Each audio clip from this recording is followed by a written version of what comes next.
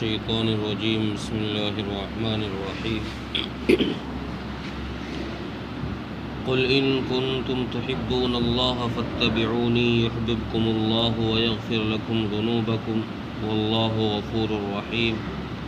قل أطيعوا الله والرسول فإن تولوا فإن الله لا يحب الكافرين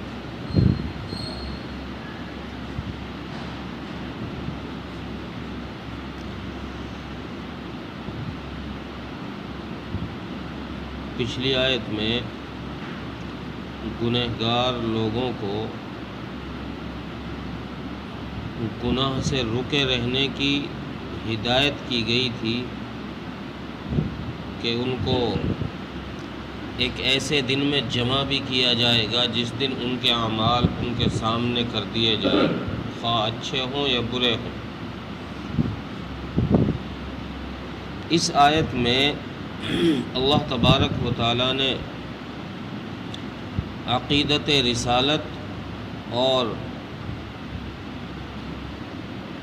اپنی محبت کے ساتھ ساتھ اپنے رسول کی اتباع کا حکم دیا ہے، اس کو واجب قرار دیا ہے۔ گویا کہ اس طرف اشارہ کیا ہے کہ جیسے اللہ کی اطاعت سے روگردانی کرنا یہ کفر ہے، اللہ کی وحدانیت کا انکار کرنا یہ کفر کی علامت ہے، اسی طریقے سے اس کے نبی کی نبوت کا انکار کرنا یا اس کے نبی کی اتباع کا انکار کرنا یہ بھی موجب کفر ہے، کفر کی علامت ہے۔ اس آیت کے شان نزول تفسیر مظہری نے کئی ذکر فرمائے ہیں، اور کئی شان نزول کسی آیت کے اگر ہوں تو اس کی وجہ یہ بنتی ہے کہ جب کئی واقعات پیش آ جائیں اور پھر کوئی قرآن کی آیت نازل ہو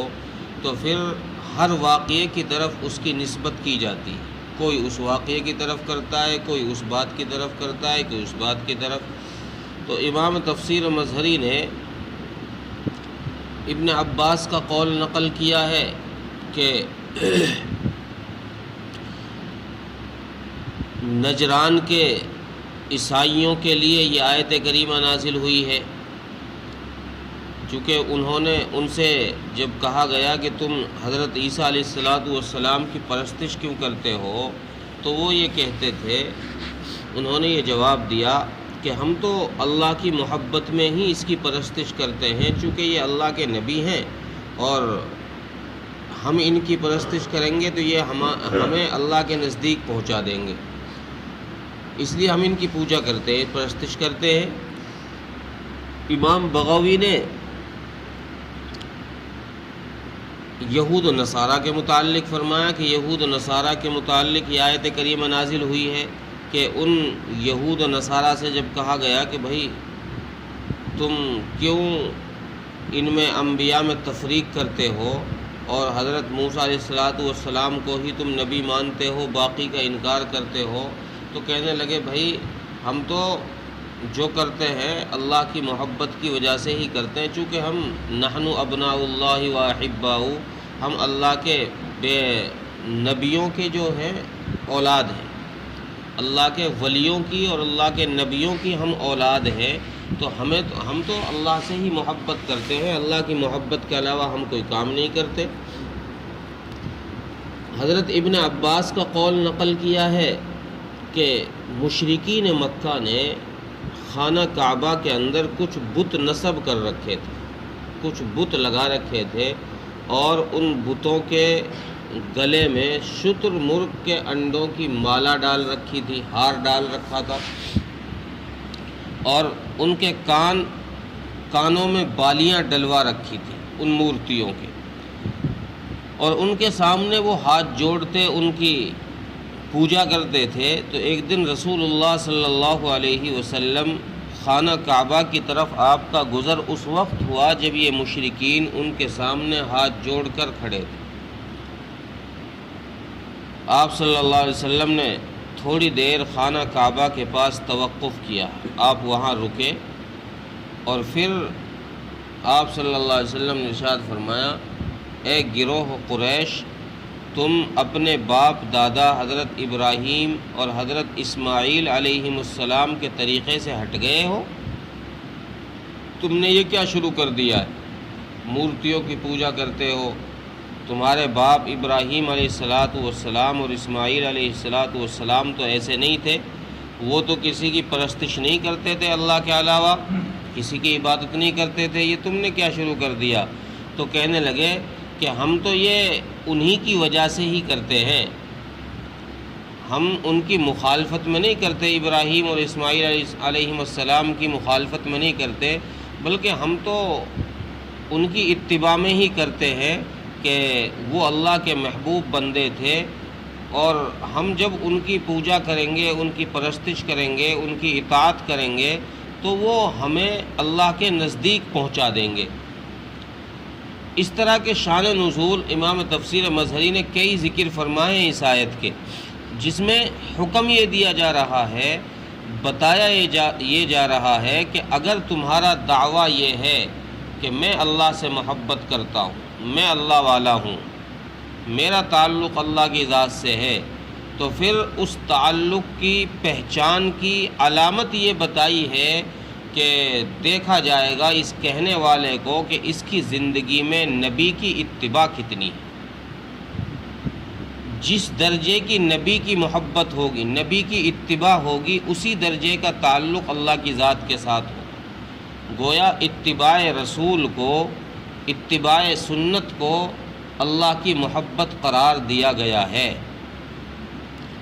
اگر کسی ولی کی، کسی نیک آدمی کی پہچان کرنی ہو تو اس کے کپڑوں کے رنگ ڈھنگ سے یا اس کے حال چال سے نہیں ہوگی، بلکہ پہچان اس سے کی جائے گی کہ محمد الرسول اللہ صلی اللہ علیہ وسلم کی سنت کتنی ہے اس کی زندگی میں۔ اگر اس کی زندگی میں سنتوں کا کوئی مقام ہے، وہ سنتوں کی اتباع کرنے والا ہے، پیروی کرنے والا ہے، تو پھر تو یہ آدمی اللہ سے بھی محبت کرنے والا ہے۔ اور اگر اس کی زندگی میں نبی کا طریقہ ہی نہیں ہے، سنتوں کی کوئی اہمیت ہی نہیں سمجھتا، سنت کو یہ کہہ کر چھوڑ دیتا ہے، ارے سنتی تو ہے، یہ کہہ کر جو چھوڑ دیتا ہے، پھر سمجھ لیجئے کہ اس کا تعلق اللہ کی ذات کے ساتھ کمزور ہے۔ اللہ کی ذات کے ساتھ محبت بڑھانے کے لیے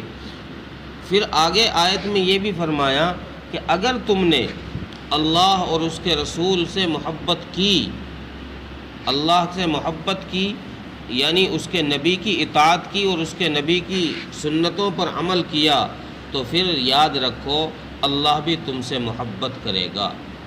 اللہ کی محبت کیا ہوگی؟ اللہ کی محبت یہ ہے کہ اللہ تمہاری مغفرت کر دے گا اور تمہیں معاف کر دے گا، تمہارے گناہ معاف کر دے گا، یہ اللہ کی محبت ہے۔ اور بندے کی محبت اللہ سے یہ ہے کہ بندہ اپنے رب سے، اپنی رب کے ذات کے ساتھ کسی غیر کو شریک نہ کرے، اسی کی اتباع میں لگا رہے، یہ اللہ کی بندے کی محبت ہے اللہ کی ذات کے ساتھ۔ اور پھر آخر میں اللہ تبارک و تعالیٰ نے فرمایا واللہ غفور الرحیم، اللہ تبارک و تعالیٰ کی ذات تو معاف کرنے والی ہے، وہ تو نہایت مہربان ہے۔ کوئی اس کی طرف ایک قدم بڑھاتا ہے تو وہ اللہ بندے کی طرف دوڑ کر آتا ہے، کوئی بندہ آہستہ چلتا ہے تو اللہ اس کی طرف دوڑ کر آتا ہے، اگر ایک قدم بڑھایا اللہ 2 قدم بڑھاتا ہے۔ اللہ تو یہ چاہتا ہے کہ میرا بندہ میری طرف آئے، لیکن اللہ تبارک و تعالیٰ نے اس کا راستہ، اپنی طرف آنے کا راستہ گویا کہ انبیاء علیہ السلام کے ذریعے سے بتلایا ہے۔ اب جس نے نبی کی بات مانی ہے وہ اللہ کی طرف چلا ہے، اور جس نے نبی کی بات کا انکار کیا ہے وہ شخص اللہ سے دور ہوا۔ دوسری اگلی آیت کے اندر اللہ فرماتے ہیں کہ نبی جی آپ ان سے کہہ دیجئے کہ یہ لوگ اللہ اور اس کے رسول کی اطاعت کریں، ان کی فرما برداری کریں، ان کی اتباع کریں۔ اگر ان لوگوں نے اللہ اور اس کے رسول کی اتباع کر لی تو یہ کامیاب ہیں، اور اگر اللہ اور اس کے رسول کی اتباع نہیں کی گئی تو پھر یہ لوگ ناکام۔ اور آگے فرمایا کہ اگر کوئی شخص اللہ کی اور اس کے رسول کی اتباع سے روگردانی کرے گا، یعنی اپنی منچاہی زندگی گزارنا چاہے گا، نفسانی خواہشات پر عمل کرنا چاہے گا، شیطان کی پیروی کرنا چاہے گا، تو اور دوسرے راستوں پر چلنا چاہے گا، تو پھر یاد رکھو کہ اللہ تبارک و تعالیٰ بھی ایسے لوگوں کو پسند نہیں فرماتے،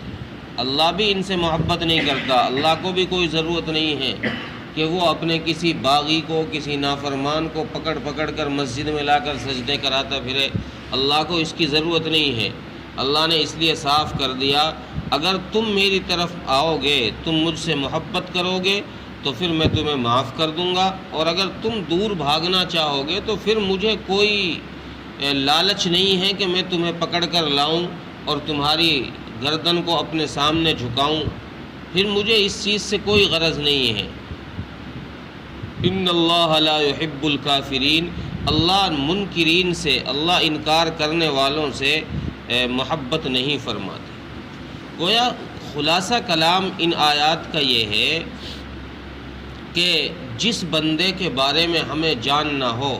کہ یہ بندہ اللہ والا ہے کہ نہیں، اللہ سے اس کی دوستی ہے کہ نہیں، اللہ سے محبت ہے کہ نہیں، تو ہمیں اس کی علامت یہ بتائی گئی ہے کہ آپ یہ تلاش کر لیجئے کہ اس کی زندگی میں سنتیں کتنی ہیں، نبی کا طریقہ اس کی زندگی میں کتنا ہے۔ اگر نبی کا طریقہ اس کی زندگی میں ہے تو پھر یہ شخص اللہ سے محبت کرنے والا ہے، اور اگر نبی کا طریقہ اس کی زندگی میں نہیں ہے تو پھر یہ شخص اللہ سے محبت کرنے والا نہیں۔